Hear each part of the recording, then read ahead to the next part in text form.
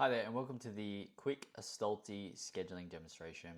And in this video, we're just going to provide a bit of an overview of all the scheduling functionality within Astalty. And so right now I am just looking at the scheduler page, and you can see going across the top there, you can toggle between different days, switch between different views, between support worker and participant. You can also see the view mode there, so I can switch from day to week to fortnight. You've got the ability to add shifts at the top here and publish supports. So for any view that you're looking at, for example, if I was on a daily view, I could publish everything for that day, publish everything for that week, or publish everything for that fortnight. Now, adding supports in Astalty is quite straightforward. If I skip to today, being Wednesday, and I want to schedule a, what have we got? Say a 1:30, a 9:30 to 2:30, I think it was, 10 to 2:30. I can go in and I can add in a community access support.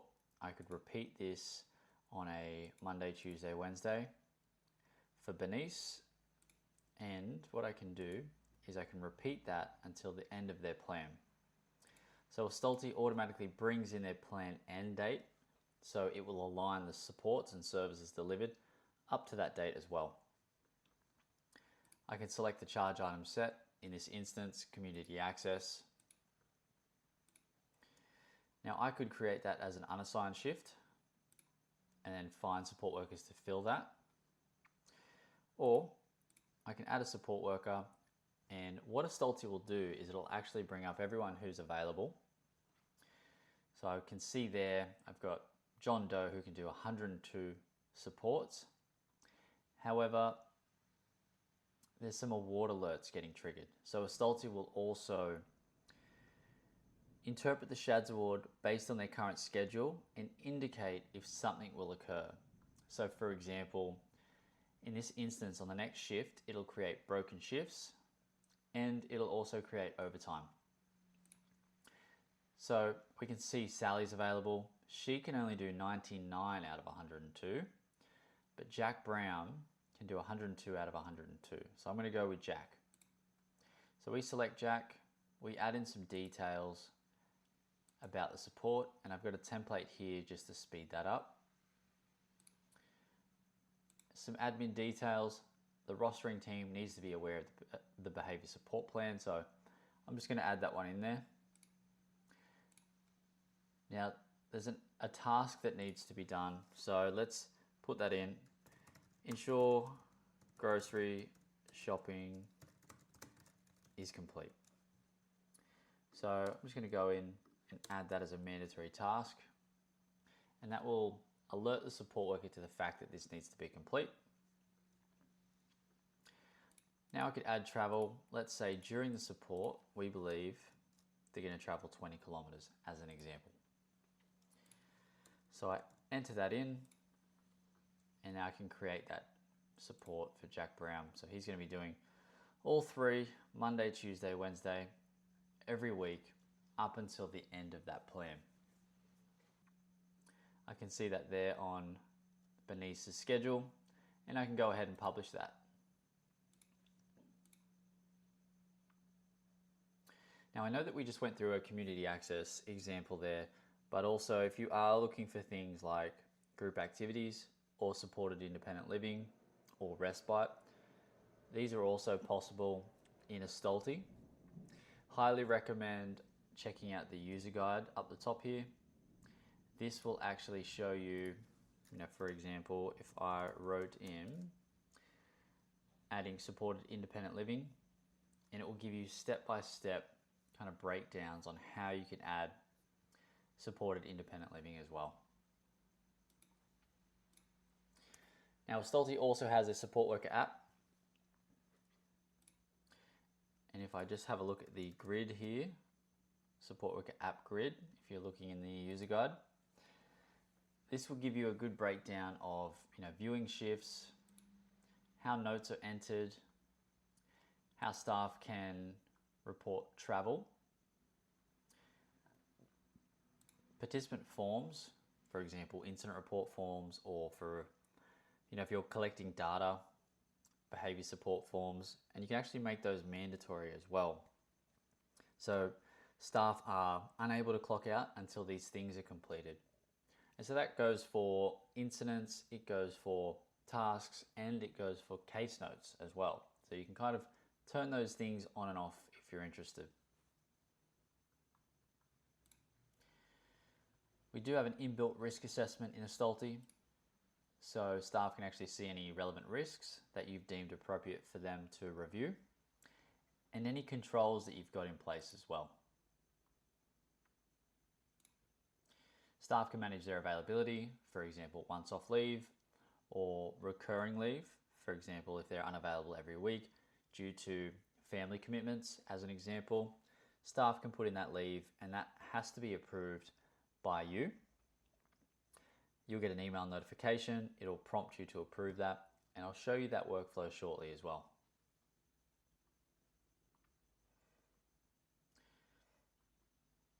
All right, so if I navigate back to the schedule page here, down the left hand side, you'll see a number of things, and I'll start with the shift board. So any supports that we've broadcasted out to our staff, for example, if we've got a support that's available and we've put that out to a select few, we can see the status of those. So this support with Derek, 7 people have expressed interest. John Doe's expressed interest here, so I could view that and I can approve it. And then I would go ahead and publish that as well.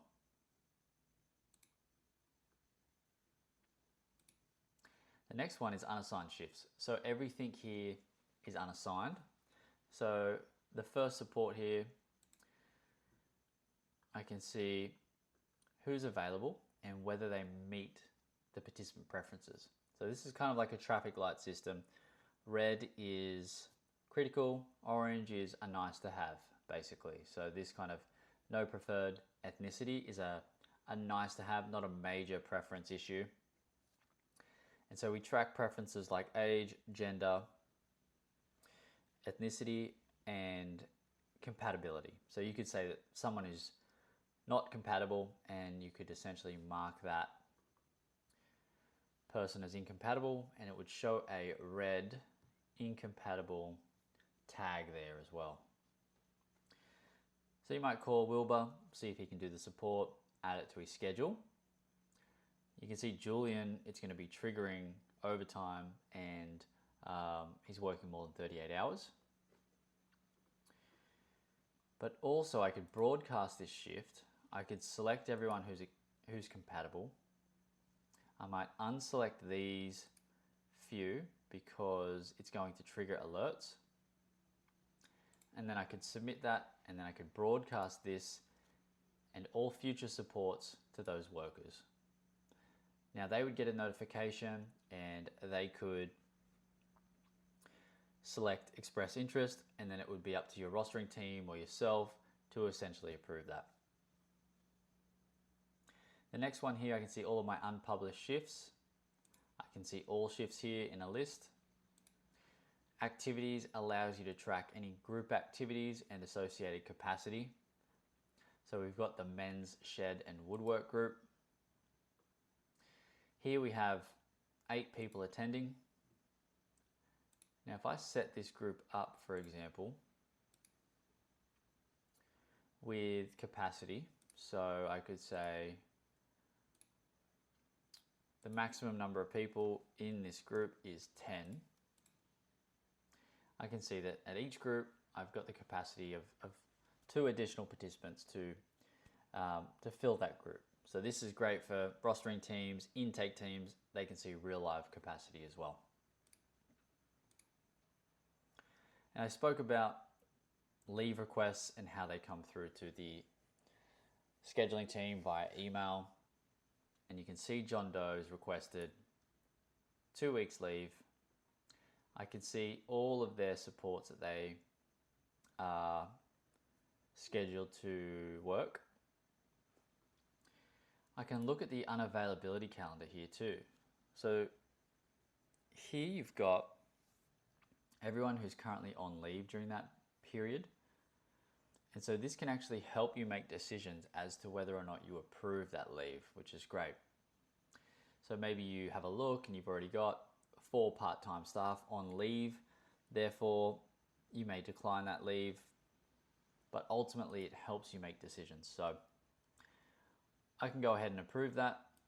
That person gets a notification and all of those shifts get unassigned and head to my unassigned shifts list, making it really easy to go and fill and or broadcast those. Now your shift alerts here is anyone who hasn't clocked in, anyone who hasn't clocked out. Schedule alerts is the ability to look into the future and see what award alert triggers or SHADS award alert triggers are going to be created based on your current schedule. Really, really powerful for identifying those things early and making necessary adjustments so that you are not paying out any avoidable overtime or overheads. Now the shift clashes report here, this is anything that clashes. So it could be a leave request clashes with a support. It could be 2 supports clashing, for example. And the last thing I'll go through here is your shift approvals. So at the end of each week, before you do your payroll run, essentially what you need to do is work through and approve everyone's timesheet. So this can be automated. For example, if someone clocks in within 5 minutes of each side, you can set that up to automatically approve. Or maybe you'd like it within 10 minutes. Or maybe you would like to manually approve everything. So we have things in place that can automate the approval of timesheets. And if you automate that, it will bill based on the scheduled time. So for example, let's say that you've set it up to automatically approve within 5 minutes. If the person clocks in 2 minutes early and 2 minutes late, it will automatically approve, but it will bill and pay based on the scheduled time. And so this one is set up for manual approval. So if I click approve hours, I can do the set time, 3 hours, or clock time, 1.5. So I'm going to do 1.5. Maybe they've called us and they've said, hey, had to leave early because of XYZ. Then I would approve my travel as well. So I'd go through, we scheduled 5 kilometers, they traveled 5 kilometers. It was 30 minutes to the next support. They claimed 30 minutes. And essentially I would work through doing all of these supports, which would then feed into our timesheet data. If you are using Employment Hero, we have an export for Employment Hero.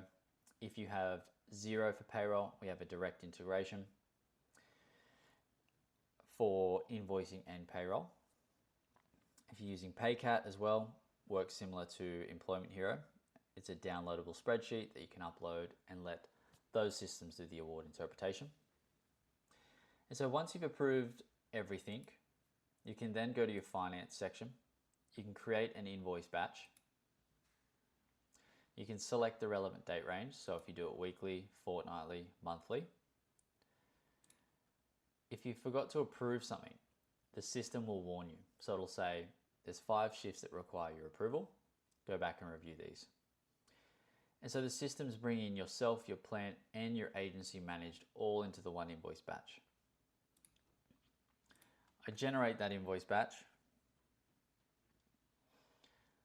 Now you can see date, type, how it's managed, the participant, charge item, the quantity, and the unit cost. And finally, the total cost as well. So when I hit finalize, the system creates the invoices on the fly and sends them directly from Astalty to the self and the plan managers.